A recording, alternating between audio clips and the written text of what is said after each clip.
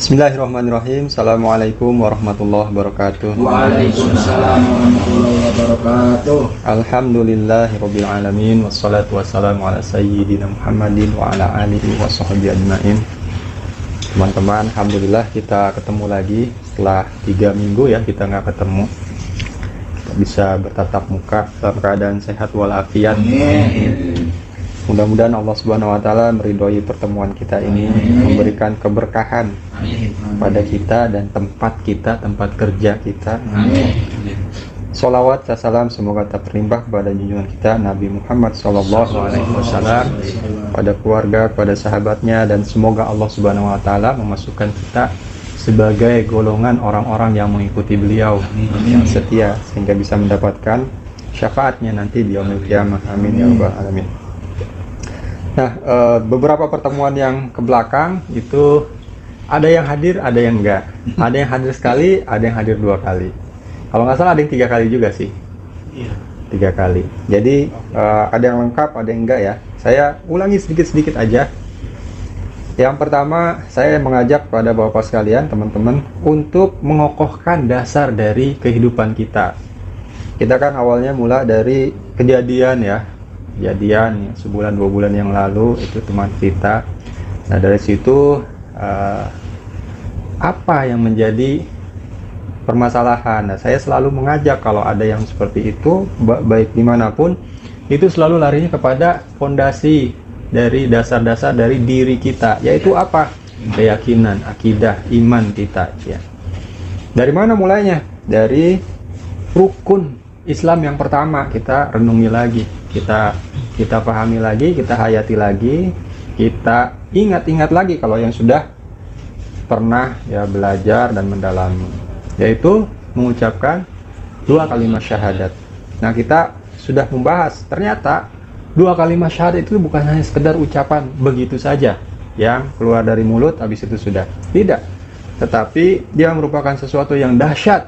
Kenapa? Karena syahadah itu kalau kita telusuri, para ulama menelusuri dalam konteks bahasa Arab dulu ketika Rasulullah SAW diturunkan, kalau orang bilang asyhadu itu apa sih gitu, oh ternyata dia mengandung pengertian 3 kali sekaligus 3 konteks, yaitu pernyataan, deklarasi ya, statement atau proklamasi, sekaligus juga menjadi sumpah dan janji. Jadi bukan hanya sekedar gitu-gitu aja. Apa yang dinyatakan, sumpahkan, janjikan, yaitu 2 hal. Yang pertama, la ilaha illallah, tidak ada Tuhan kecuali Allah. Yang kedua, Muhammad adalah utusannya Allah. 2 hal itu. Kita juga kemarin sudah memperdalam pengertian dari la ilaha illallah, tidak ada Tuhan selain Allah, yang diartikan sebagai tidak ada Tuhan selain Allah itu sebetulnya apa? Nah, kalau hanya sekedar pengakuan bahwa tidak ada zat yang menciptakan, memelihara bumi dan alam semesta ini kecuali Allah, nah itu belum lengkap ternyata ya. Jadi la ilaha illallah kalau diartikan tidak ada Tuhan dalam artian Tuhan itu yang menciptakan dan memberi rezeki, memelihara, kalau diartikan itu saja itu ternyata belum lengkap. Kenapa? Karena kembali lagi tadi kita para ulama mempelajari gitu, ilah itu ketika orang Arab bilang ilah, aliha itu apa sih gitu kan. Nah ternyata itu lebih tepat kepada maksudnya adalah sesuatu yang disembah oleh manusia. Ya kalau diartikan Indonesia ya Tuhan juga gitu kan. Tuhan juga. Tapi ini lebih kepada sesuatu yang disembah. Dulu ketika Nabi Muhammad SAW diutus jadi Rasul, itu Allah Subhanahu wa taala menjelaskan di dalam Al-Qur'an bahwa para kaum musyrikin Mekah yang menolak ajakan beliau untuk menyembah Allah itu mengakui bahwa yang menciptakan bumi dan langit itu adalah Allah. Jadi kata-kata Allah itu, sebutan Allah itu sudah dikenal. Mereka nggak asing dengan kata-kata Allah. Itu ya. Di dalam Al-Quran, di beberapa ayat, Allah Subhanahu wa Ta'ala menyebutkan, wala in sa'altahum man khalaqas samawati wal ard la yakunallah. Dan jika kamu Muhammad tanya kepada mereka siapa yang menciptakan langit dan bumi, mereka akan bilang Allah. Ya, jadi masalahnya yang ditolak itu bukan itu. Kaum musyrikin itu pada saat itu menolaknya bukan menolak bahwa yang menciptakan langit dan bumi itu Allah. Tidak, mereka bukan menolak itu. Mereka udah sama-sama tahu. Lalu apa yang ditolak oleh mereka? Yaitu adalah menjadikan Allah, sang pencipta langit dan bumi itu sebagai satu-satunya yang disembah. Nah, inilah la ilaha illallah itu yang jadi yang ditolak sama mereka. Mereka nggak mau, mereka masih mau nyembah patung-patung yang ada di Ka'bah gitu ya. Di Ka'bah waktu itu banyak sekali patung. Mereka masih mau menyembah yang lain-lain gitu. Ya. Semua nabi dan rasul yang diutus oleh Allah itu sama risalahnya, yaitu mengembalikan manusia kepada penyembahan hanya kepada Allah Subhanahu wa taala. Ya, saya melihat video kartun Nabi Nuh gitu, anak saya. Itu bagus ya, kartun-kartun itu mendidik dengan cara seneng gitu, anak-anak seneng lihatnya. Jadi ada 3 patung zaman Nabi Nuh itu yang disembah oleh orang-orang pada saat itu. Patung. Rupanya patung-patung itu dulunya tuh manusia. Orang juga, orang soleh lagi. Kayak kita mah ya kayak hajinya lah gitu. Ulama-ulama besar gitu. Jadi caranya setan itu memalingkan manusia dari penyembahan hanya kepada Allah itu, dia pinter, licin dia, pelan-pelan. Dan jangka waktunya tuh bukan sehari 2 hari, sampai generasi ke generasi. Ketika orang-orang soleh ini, yang mereka cintai ini, wafat, kan pada sedih ya. Waduh, seorang ulama besar gitu, yang kita cintai meninggal dunia. Kalau ada yang suka Iwan Fals, terbayang baktimu gitu kan ya. Itu ketika Bung Hatta wafat, Iwan Fals menciptakan lagu itu kan, itu kurang lebih. Jadi betapa manusia itu memang dari dulu ketika ditinggalkan oleh orang-orang yang cintai itu pasti merasa sedih. Dan nah, setan bisik-bisikin, supaya kalian bisa meneladani, ini masih tetap jangan lupa buat gambarnya. Kalau zaman sekarang mah foto lah, fotonya dipajang gitu di masjid nih, ini di sini, di sebelah sini masjid, foto. Dah beberapa tahun berselang gitu, wah bahaya kalau foto aja nih, kita bisa kayaknya lebih mantep kalau dibuatin patung gitu. Buatin patung ya. Beberapa generasi selanjutnya udah lupa deh bahwa itu hanya sekedar pengingat aja. Ini patung penuh berkah gitu kan. Kalau kita minta sama dia itu cepet deh kita perlu. Nah, lama-lama itu bergenerasi-generasi sampai akhirnya setan itu memalingkan dari penyembahan tadinya kepada Allah tapi kepada patung itu. Habis itu diutuslah nabi dan rasul kan gitu. Ya, kalau mau ditarik di zaman Nabi Adam begitu juga. Jadi Nabi Adam sudah mewanti-wanti, mengajarkan kepada anak cucunya semua hanya untuk menyembah Allah, jangan menyembah yang lain. Digelincirkan sedikit-sedikit, akhirnya menyembah lain, menyembah patung, menyembah batu, menyembah berhala, menyembah pohon, menyembah gunung, macam-macam. Turunkan lagi Nabi dan Rasul, ayo kembali kepada la ilaha illallah, tidak ada Tuhan kecuali Allah, tidak ada yang kita sembah kecuali Allah. Begitu seterusnya. Nah, begitu juga zaman Nabi Muhammad SAW mengembalikan penyembahan itu hanya kepada Allah Subhanahu wa taala. Ya, itulah makna dari la ilaha illallah. Jadi kita bersumpah, berjanji, menyatakan bahwa kita tidak akan menyembah kecuali hanya kepada Allah Subhanahu wa taala. Nah, kemarin kita bahas juga yang dimaksud dengan menyembah itu apa. Menyembah itu kembali lagi, aliha itu apa? Sembahan itu apa? Dipelajarilah bahasa Arab itu oleh para ulama. Kalau orang bilang aliha itu apa kira-kira? Nah, ternyata ada akar-akarnya itu adalah pertama ketaatan, ketundukan, kepatuhan, pengharapan, kerinduan, dan kecintaan yang menjadi satu di dalam jiwa manusia terhadap sesuatu. Jadi ujung-ujungnya dia merupakan si manusia ini menjadi pengabdi yang utuh gitu kepada sesuatu itu. Ya, kita contohkan juga kemarin, misalnya contoh yang paling gampang ya, yang ada beredar di masyarakat kita itu, saya selalu pakai contoh itu. Contohnya film nih, mudah-mudahan nggak ada kenyataannya. Film Nyai Roro Kidul gitu ya. Itu kalau kita lihat filmnya, betapa manusia ya yang percaya itu takutnya bukan main kan sama sosok itu. Taat, tunduk patuhnya itu bukan main, dan memuliakannya bukan main. Sampai-sampai tumbuhlah tadi yang disebutkan tadi. Contohnya ketika misalnya mau melaut, terus ternyata ada yang bilang, enggak, jangan, Nyai lagi marah. Kira-kira berangkat nggak? Enggak kan ya? Nggak bakal berangkat.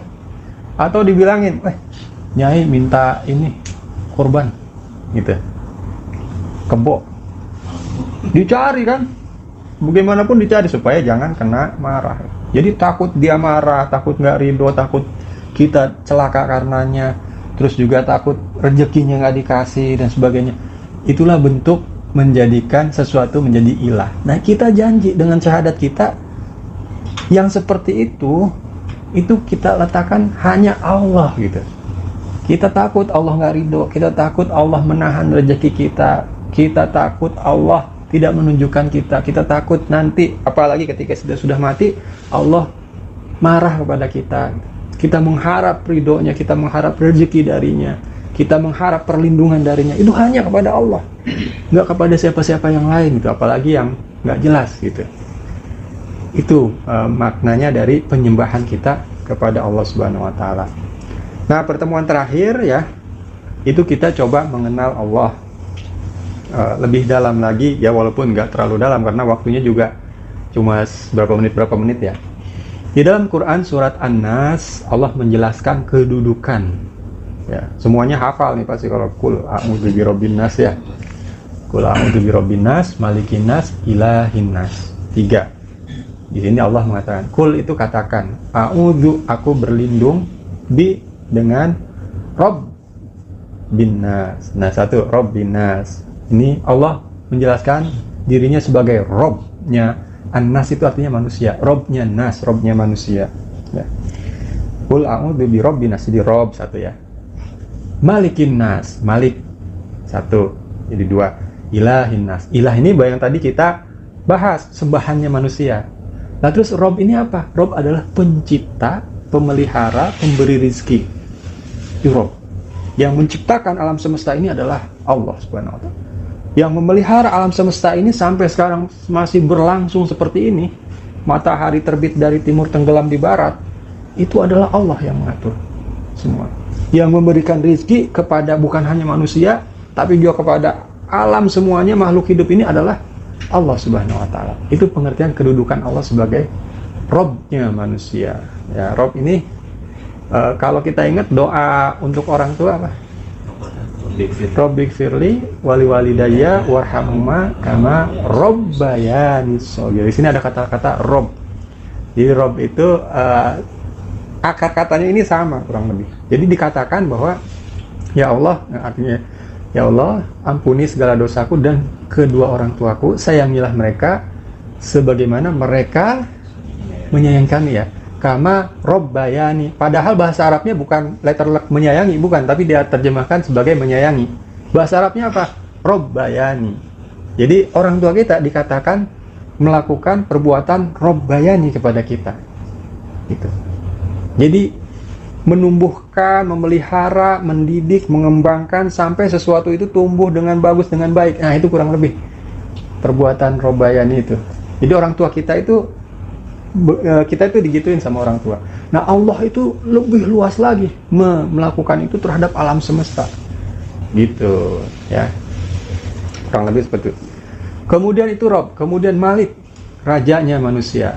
Ini dalam artian kalau tadi pencipta, pemelihara, pemberi rezeki, kalau raja ini adalah pengatur ya, yang punya undang-undang, yang punya aturan-aturan, yang menetapkan hukum dan sebagainya. Raja lah, lebih kepada ke arah kekuasaan.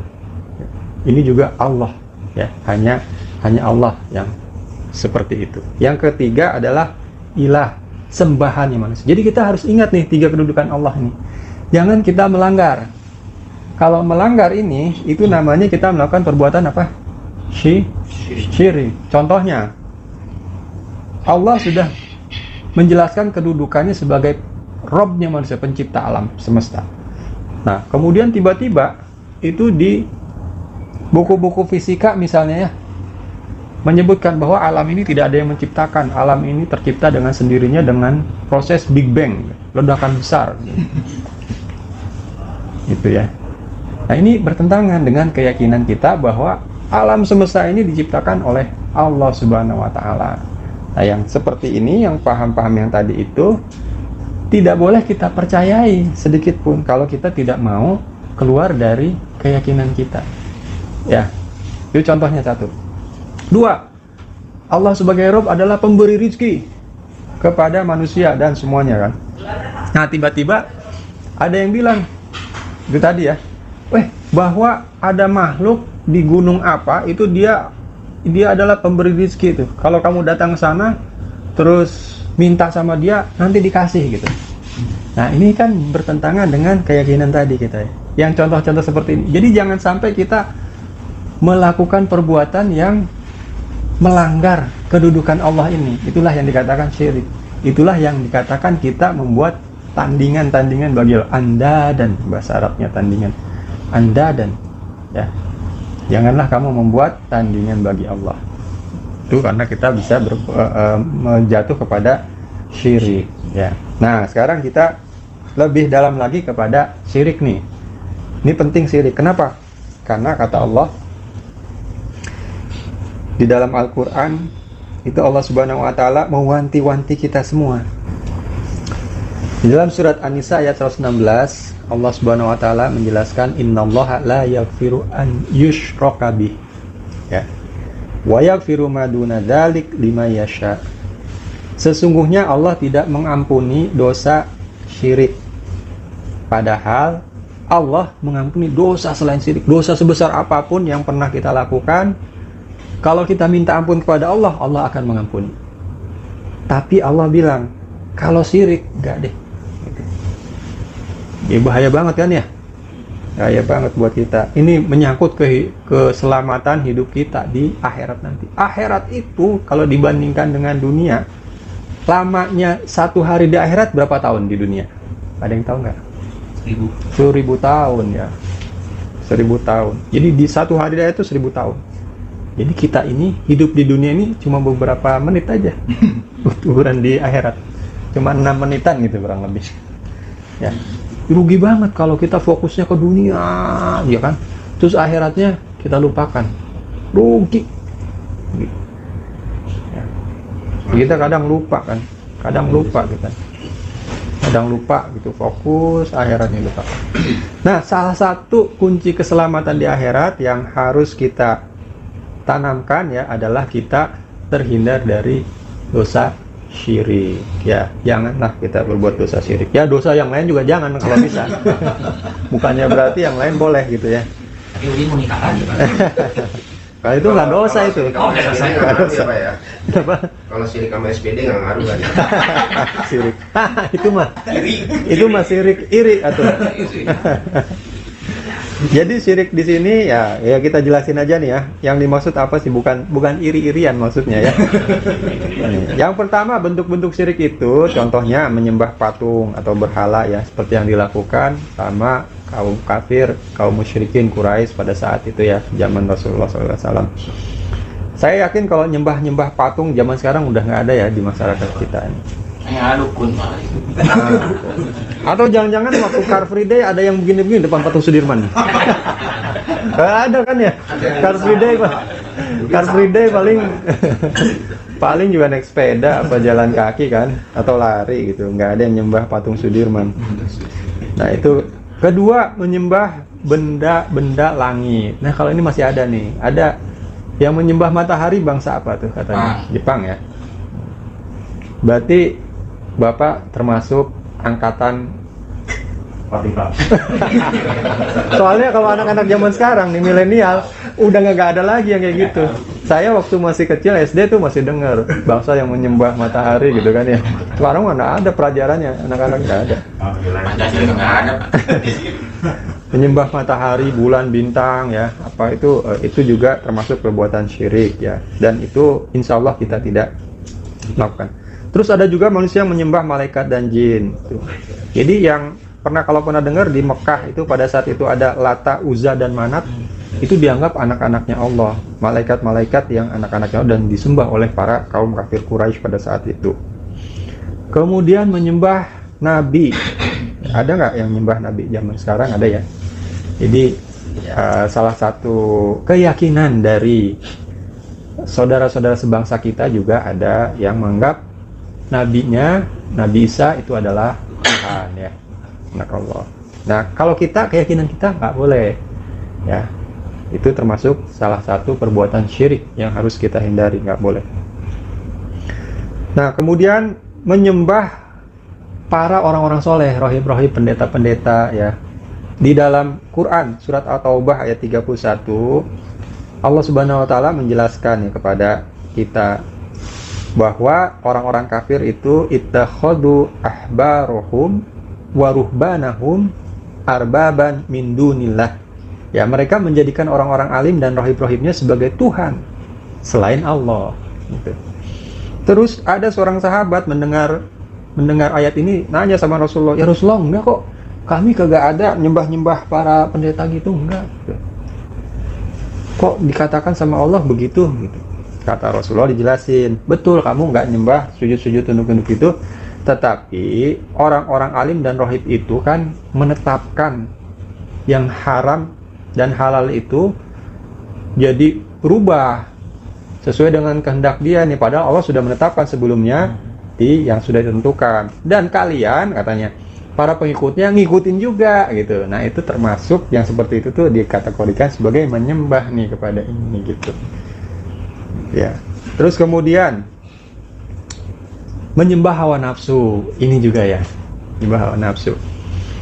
Pernah dengar dulu gaya hidup hedonis ya, mencari kesenangan lah pokoknya, kerja habis itu punya duit banyak, liburan kemana, main cewek, Mancing. mancing. Kalau mancing mah nggak apa-apa, Pak. asal jangan mancing keributan aja.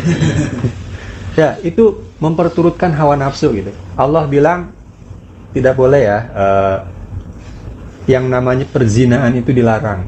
Aduh, iya sih tahu, dengar gitu, dengar.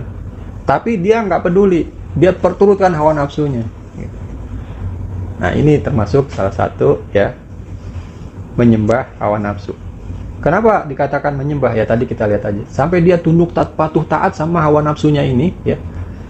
Sampai dia mengabaikan segala macam peraturan, segala macam apa segala itu yang ditetapkan ya, baik oleh Allah maupun hukum-hukum normatif di dunia ini. Itu namanya juga adalah mengikuti ya, menyembah hawa nafsu. Dan jangan salah, orang-orang ateis nih, kalau ini pendapat saya, orang-orang ateis itu juga sebetulnya yang tidak bertuhan itu, mengatakan tidak ada Tuhan, itu sebetulnya juga pengikut ini. Kenapa coba? Manusia ada nggak yang benar-benar bebas nih, saya tanya?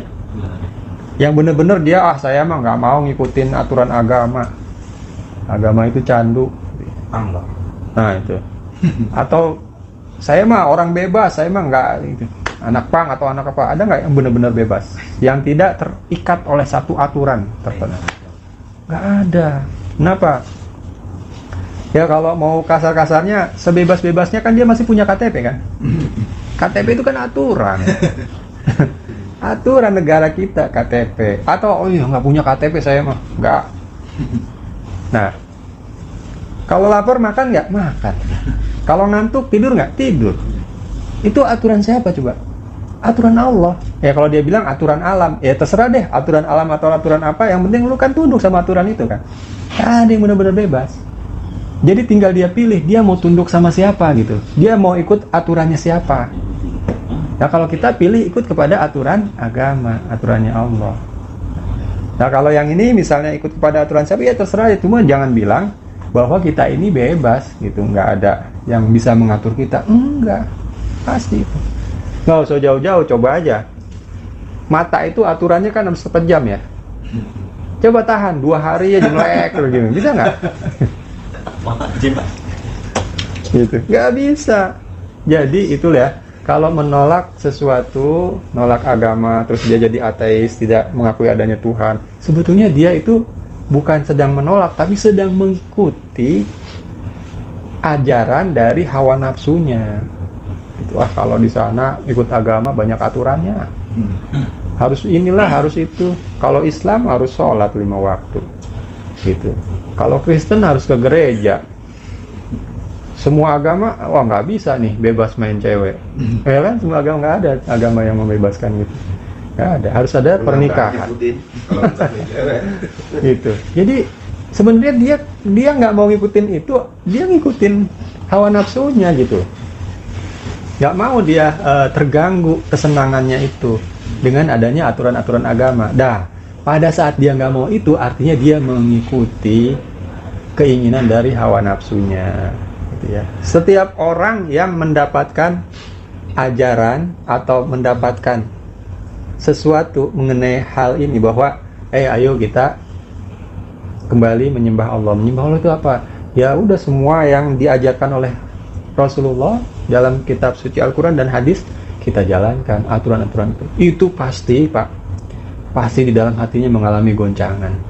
Kenapa? Karena dengan itu pasti, waduh, gua nggak bisa ini lagi nih. Kalau dia misalnya masih suka main perempuan, wah nggak bisa main perempuan lagi nih. Kalau dia masih suka minum-minum ya, mabuk-mabukan, wah gua nggak bisa mabuk-mabukan lagi nih. Wah gua harus gini nih, gua harus begitu. Pasti itu, pasti. Kalau dia ngerti dalam hatinya. Nah disinilah letak titik di mana Allah Subhanahu Wa Taala memberikan hidayah apa enggak padanya. Ya, kalau kemudian dilunakan, sudahlah, usia juga udah tua, udah nggak ini lagi, ya udahlah. Sekarang mungkin udah waktunya berbuat baik, waktunya ini. Udah cukup lah, senang-senang yang dulu gitu kan ya. Ada juga kan gitu kan ya. Banyak. Ya alhamdulillah, itu kalau seperti itu artinya Allah menggerakkan hati, memberikan hidayah kepada kita untuk bergerak ke arah yang lebih baik, ke arah yang benar. Ada juga yang walaupun udah usia, udah menyadari, tapi masih menolak aja. Nih nggak tahu. Inilah rahasia Allah ya. Hati itu tidak bisa. Tanggung muncul. Tanjul basah. Nah, ada juga seperti itu. Nah, jadi mudah-mudahan Allah Subhanahu Wa Taala melembutkan hati kita semua ya, untuk kita bisa menerima, terus kemudian bertekad untuk masuk secara penuh. Iya benar. Ya udah, la ilaha illallah. Aku tidak akan menyembah kecuali kepada Allah. Artinya apa? Artinya harus menjalani semua apa yang diperintahkan oleh Allah. Itu. Nggak ada lagi, udahlah yang dulu-dulu kata Pak Ustadz juga, Allah Maha Pengampun ya. Kalau kita tobat, kita minta ampun kepada Allah sungguh-sungguh, tidak akan melaksanakan lagi segala dosa-dosa, akan diampuni semuanya. Ya sudah, toh udah lewat lah, udah puas ibaratnya gitu ya. Nah itu ada juga yang seperti itu. Tapi anak-anak kita jangan diajarin begitu. Tadi anak duluan lagi. Jadi ya, jangan diajarin yang seperti itu. Itu cukup buat yang sudah usia kayak kita. Kalau buat anak-anak kita, ya dari awal harus sudah bagus. Makanya Allah Subhanahu Wa Taala, Nabi Muhammad memberikan, Allah itu memberikan kredit kepada, memberikan apresiasi kepada anak muda yang dari mudanya itu udah soleh. Bentuk apresiasinya apa coba? Ingat nggak hadisnya? Dia mendapatkan naungan. Naungan itu inilah apa namanya tuh? Tenda yang luas. Di mana pada hari itu tidak ada naungan selain itu. Ya. Jadi di hari kiamat di padang mahsyar nanti itu terbuka semua dan matahari panasnya bukan main nyorot di atas kepala kita. Sampai ada yang tenggelam karena keringatnya banyak, tenggelam sampai segini. Diceritakan seperti itu karena panas. Nah pada hari itu ada naungan, ada shelter gitu. Shelter itu diperuntukkan untuk siapa? Untuk 7 golongan. Salah satunya adalah anak muda yang sudah soleh dari kalau yang tua-tua kita lihat ke masjid rajin gitu ya. Ya itu alhamdulillah sih. Daripada rajinnya ke tempat lain kan, nggak apa-apa. Tapi luar biasa kalau kita lihat anak muda, ya, masih muda, ganteng, cakep, tapi sudah rajin ke masjid. Nah itu dikasih apresiasi oleh Allah sama Rasulullah itu. Dikasih naungan, dia kasih tenda besar untuk orang-orang yang seperti itu. Di antaranya pemimpin yang adil ya. Kemudian orang yang hatinya selalu terpaut kepada masjid. Ini juga bisa dapat naungan ini. Maksudnya hati terpaut kepada masjid itu gimana? Misalnya kita waktu jalan ke Bandung nih, wah mau zuhur nih, mau lohor di mana gitu kan ya? Itu maksudnya yang hatinya selalu terpaut di masjid itu. Masjid mana yang dekat-dekat sini yang enak ya gitu? Oh di kilo berapa? 99 gitu. Di kilo 60 aja atau ya? Yang seperti itu maksudnya. Ya. Jadi bukannya masjid mana yang cakep ya, difotoin aja, itu temen loh, bener Bang Udin. Dia di grup itu pasti postingnya tuh foto masjid.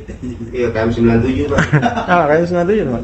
Dia kemana-mana nih, teman saya kemana-mana masjid difotoin sama dia, posting di grup WA. Karena apalagi yang unik-unik kayak masjid apa namanya, bukan masjid Kopingho, apa yang masjid Cina itu yang arsitekturnya kayak Cina. Baung. Itu juga baung gitu ya. Jadi kan ada warna juga merah-merah gitu kan. Nah, itu juga. Jadi bukannya yang terpaut ke masjid itu bukan yang memang suka arsitekturnya atau yang unik-unik, bukan gitu. Tapi terkait dengan sholat gitu. Aduh, kita di mana nih sholatnya, masjid mana ya? Selalu dimanapun, termasuk kalau misalnya ke kota lain, ke Malang misalnya. Di sini jam berapa zuhurnya ya gitu kan. Pasti itu maksudnya. Nah, yang terpaut dengan masjid itu, orang-orang siapapun dia, itu bisa dapat naungan itu nanti insya Allah ya. Nah, tidak akan terpaut dengan masjid ya hati seseorang itu kalau dia tidak memahami dan menghayati la ilaha illallahnya dengan benar. Nggak akan. Jadi orang yang terpaut dengan masjid itu la ilaha illallahnya udah selesai. Dia sudah janji, sudah sumpahnya itu sudah nancep di hati bahwa hanya akan menyembah Allah dimanapun dia berada, kapanpun. Itulah nanti yang akan terpaut dengan masjid. Jadi bagaimana caranya kalau kita ini belum muncul pautan dengan masjid, la ilaha illallahnya dulu kita benerin, ya. Kita benerin. Benerinnya gimana? Pahami tadi. Yang tadi barusan diterangin sampai sekarang ini, ya itu dia. Diingat-ingat lagi. Apa sih yang dimaksud? Janji kita tuh apa? Menyembah itu apa? Itu. Kedudukan Allah itu apa? Makanya saya sering kalau habis makan ya bapak-bapak, kita ingat tadi makan nikmat banget ya. Nikmat gitu. Walaupun bukan makanan dari ibu-ibu PWP, bukan. Itu tadi minta dibeliin sama siapa? Iksan ya? Sama Iksan gitu di situ. Tapi nikmatnya bukan main kan? Nah, ketika kita dapat kenikmatan itu, orang yang sudah terpaut hatinya itu akan ingat sama yang ngasih.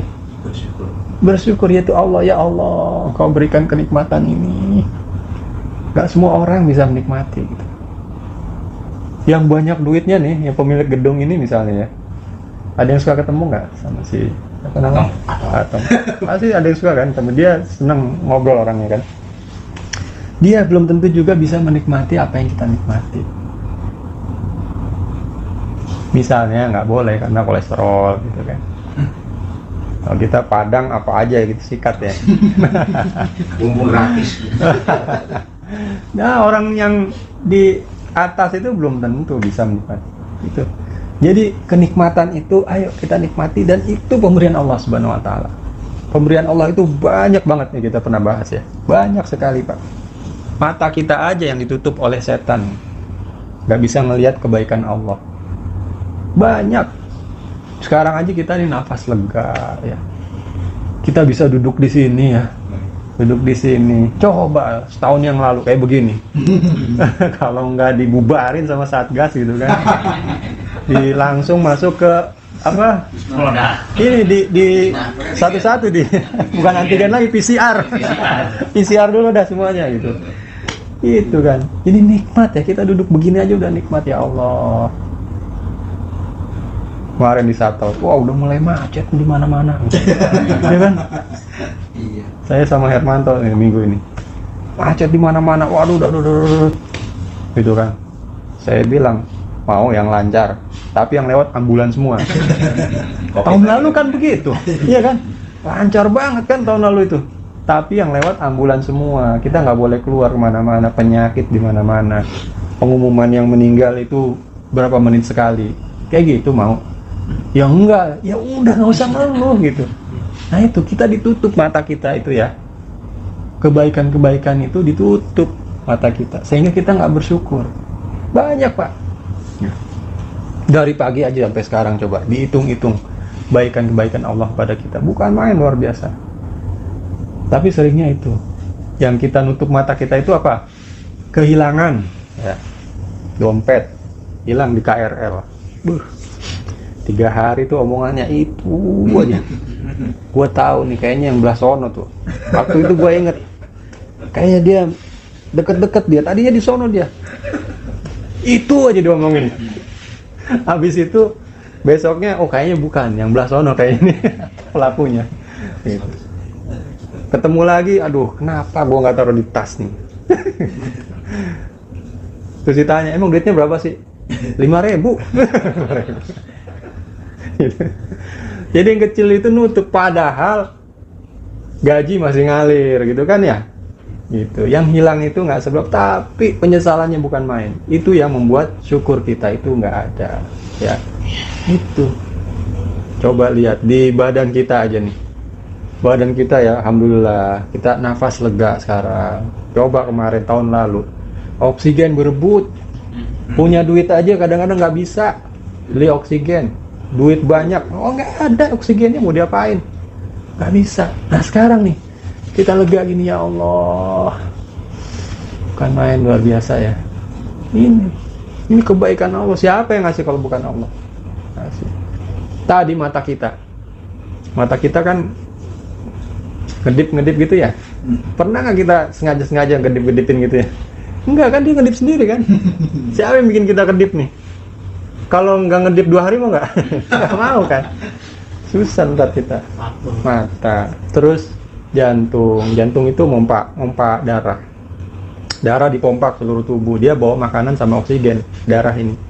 Kalau ada yang nggak dapet darah nih tubuh kita, dia jadi penyakit. Kalau yang nggak dapetnya otak tersumbat, itu namanya stroke. Kalau darahnya nggak masuk ke jantung, itu namanya serangan jantung. Jadi jantung itu luar biasa. Kalau di rumah itu kayak pompa air masuk nih. Dia pompa juga. Siapa yang mompain jantung itu kita? Kita ada nggak di sini yang mompain itu? Nggak ada kan? Siapa yang bikin dia berdenyut terus? Allah. Ya itu mahal Pak. Kalau bermasalah jantungnya, alat pacu jantung, ratusan juta. Uang itu nggak ada artinya lagi. Jadi bukan main kita diem aja begini. Allah tuh ngasih kepada kita kebaikan. Diem aja, nggak usah ngapa-ngapain. Kita nggak dapat apa, cuman diem aja. Itu Allah kasih kebaikan. Nah, jadi kepada zat yang maha baik seperti itu, malu kita kalau kita berbuat dosa maksiat ya. Kalau kita masih berpikir main cewek gitu ya, malu kita. Kalau kita masih berpikir yang melanggar perintahnya. Kalau kita masih malas-malasan sholat gitu ya, merasa sholat itu jadi berat gitu. Aduh berat. Kenapa sih Allah mengwajibin kita sholat 5 waktu gitu? Malu kita. Sharing aja lah ya, kayak kasus teman almarhum kemarin kan. Kalau saya tarik kesimpulan kan dari faktor eksternal, dari sisi ekonomi lah ya kan. Jadi saya tahu sendiri almarhum itu sholatnya rajin ke masjid terus saja, karena mungkin desakan ekonomi, karena mungkin dari sisi shuttle turun ke operasional kan lumayan Pak ya kan jatuhnya. Jadi saya kepikiran terus akhirnya nonton. Nah itu kan. Iya. Nah itu. Artinya itu gimana ya untuk teman-teman yang lain kan gitu. Nah itu ya. Jadi sholat kita itu bukan hanya sekedar berdiri gitu ya, bukan.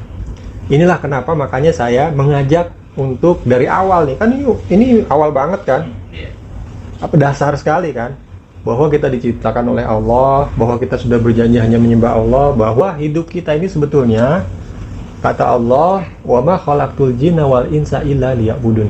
Hidup kita ini tidak diciptakan oleh Allah, jin dan manusia di muka bumi ini kecuali untuk menyembah. Gak ada kegiatan lain sebetulnya. Kita ini tugas kita loh menyembah Allah. Gitu. Nah, dengan menyadari ini semua, maka kemudian kita akan mencari gimana cara menyembah Allah. Ya, kita belajar. Oh, sholat ternyata. sholat. Pada saat sholat Allahu Akbar gitu ya. Nah inilah kalau kita dasarnya tadi ada, maka kita akan menyadari sedang menyembah Allah, menghadap Allah. Ya Allah, Allah yang maha besar, yang maha baik, yang maha kuat, yang memberikan rezeki, yang memberikan jalan keluar, solusi. Allahu Akbar kabiro, alhamdulillahi katsir, wajah tu wajhiya lillahi. Terus semua itu kita merasa sedang menyembah Allah gitu. Sampai di sini nggak ada yang aneh kan ya?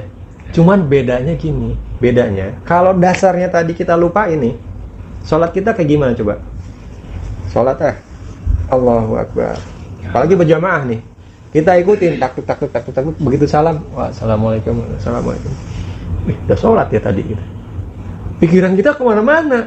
Kita sholat badan kita, tapi ingat Allah aja enggak. Iya kan? Sering nggak kayak begitu? Sering. Nah, makanya Kata. ngaku aja. Ingatnya dagang kopi. Jadi kenapa dasarnya itu yang saya ajak ya, ayo teman-teman, dasar itu begini. Karena itu akan menentukan kualitas dari ibadah kita, akan menentukan perilaku kita setiap hari. Dan itu, dasar itu memang harus terus diulang-ulang. Harus terus diulang-ulang. Kenapa lupa kita? Kehidupan dunia ini melupakan, melalaikan. Versi lupa aja, kalau sholat ingat Pak. Iya, makanya. Kita kan seringnya gitu, Allahu Akbar, Assalamualaikum warahmatullahi wabarakatuh. Udah sholat gitu. Gitu. Ya bagaimana nggak ini ya? Itu sholat ya, sholat. Padahal sholat itu udah ibadah yang paling langsung gitu kan. Ya semua kehidupan kita tuh ibadah kan. Tapi sholat itu merupakan ya pokoknya gitu. Kita emang bener-bener nggak ngapa-ngapain lagi nih. Kalau zikir ya misalnya sambil bawa kendaraan, zikir itu juga kita ibadah gitu. Tapi ibadah yang dilakukan bersamaan dengan perbuatan yang lain gitu kan. Jadi ibaratnya bersamaan. Sholat tuh nggak ada perbuatan lain. Memang ketika sholat itulah kita beribadah, menyembah Allah sudah. Nggak ada perbuatan lainnya. Itu aja kita lupa gitu. Padahal kita diingatkan ya oleh Allah untuk mengingat Allah. Kata Allah, fadkuruni azkurkum. Maka ingatlah aku, kata Allah. Aku akan ingat kamu. Luar biasa ya. Fadkuruni azkurkum washkuruli, dan bersyukurlah kepadaku, wala takfurun, dan jangan kamu kafir. Jadi kita diperintahkan untuk ingat terus kepada Allah. Nah ini ya, ketika kita sudah nanti terbiasa mengingat Allah pelan-pelan, sedikit-sedikit. Tadi saya mengajak segala kenikmatan yang kita rasakan, ingat Allah. Kalau orang tua kita tuh dulu sering nyontohinnya gimana? Kalau habis makan itu ya, terus terap. Orang Sunda bilang, gitu ya, Pak Polo ya. Itu apa katanya? Alhamdulillah, nuhun Gusti Maha Suci, gitu kan ya. Itu. Nah itu dia. Dulu saya nganggapnya itu apa ya, kebiasaan aja, sepele kan gitu. Tapi sekarang ingat-ingat, ya Allah, ini contohnya gitu. Itu contoh dari kakek kita, itu luar biasa itu. Sampai ya kalau kita mau menghayati kebaikan Allah kepada kita, nangis Pak kita Pak. Ya Allah, baik banget gitu Allah sama kita. Padahal kita itu apalah, inget aja ya, sholat kita aja begitu kan, inget aja jarang-jarang. Tapi Allah masih terus kasih kebaikan sama kita.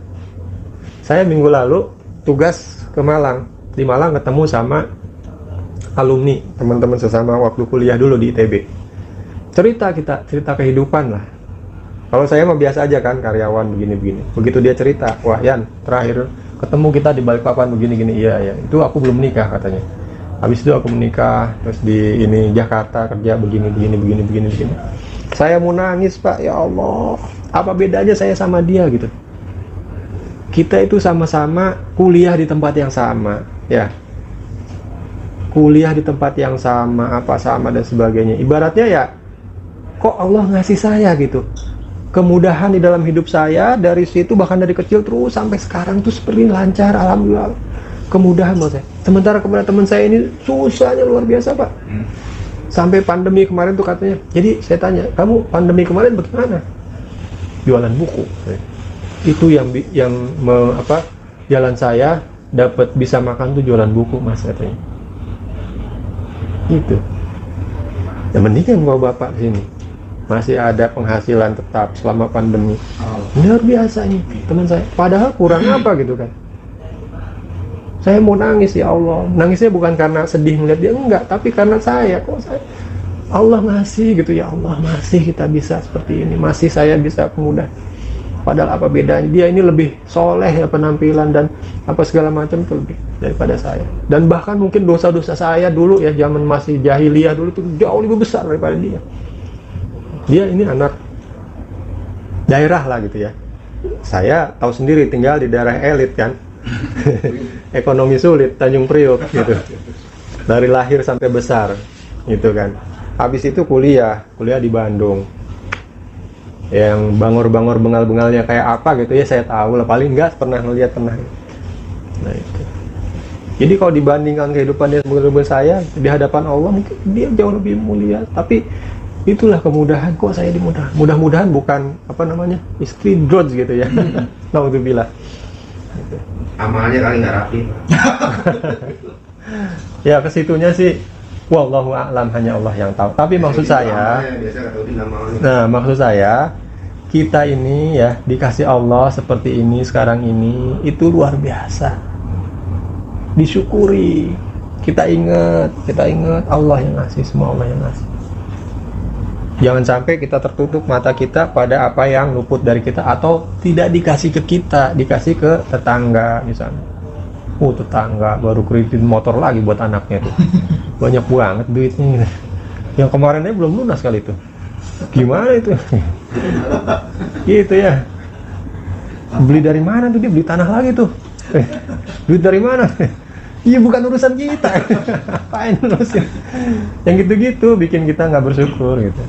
Jadi nikmati semua yang diberikan Allah kepada kita ya. Ya mungkin itu ya pada hari ini dosa-dosa syirik itu tadi kita udah bahas contoh-contohnya ya. Masih banyak sebetulnya tapi nanti kita sambung ya. Terkait dengan perdukunan tadi ya. Terkait dengan apa jimat dan sebagainya itu ada. Rasulullah ada memberikan peringatan-peringatan kepada kita supaya kita tidak terjerumus ke dalam dosa syirik. Ya, sampai hari ini kita cukupkan dulu.